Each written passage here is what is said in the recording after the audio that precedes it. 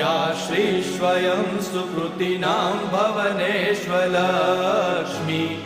पापात्मनां कृतधियां हृदयेषु बुद्धि श्रद्धा सतां कुलजनप्रभवस्य लज्जा तां त्वां नताः स्म परिपालय देवि विश्वं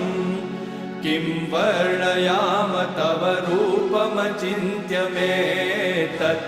किं चातिवीर्यमसुरक्षयकारि भूरि किं चाहवेषु चरितानि तवानियानि सर्वेषु देवसुरदेवगणादिकेषु